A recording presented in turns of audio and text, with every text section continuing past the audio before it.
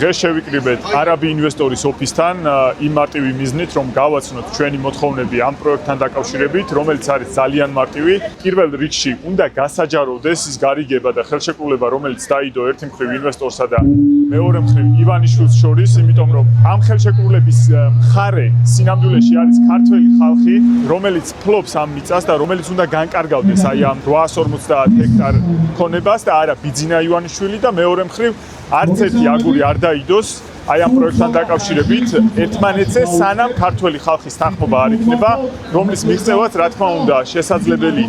გონია ალბათ კობახიძეს, მაგრამ უნდა ყოველ შემთხვევაში ეცადნონ, რომ საზოგადოებას დისკუსიებით, საჯარო მსჯელობებით დაარწმუნონ, რომ თითქოს ჩვენ ვწდებით და 10-დან 9 ქართველი, რომელიც ამ პროექტის წინააღმდეგაა, სინამდვილეში ვერ იაზრებს, რას სიკეთე შეიძლება მოიტანოს აი ამ პროექტმა. მე დარწმუნებული ვარ, რომ ყველა კარგად იაზრებს, რა დემოგრაფიული, ურბანული, ეკონომიკური, ეკოლოგიური პრობლემები მოყვება აი ამ ორი უცხოური ქალაქის აშენებას, იმიტომ რომ პირველ რიგში ეს იქნება მდიდრული დასახლება, სადაც რა თქმა უნდა აი ამ სოციალური პირობების მქონე ქართველები ვერ შეძლებენ ბინების შეძენას, იმიტომ რომ არათუ მდიდრულ, არამედ ჩვეულებრივ საცხოვრებლებში ვერ ახერხებენ ქართველი ახალგაზრდა ოჯახები, რომ შეიძინონ ბინა.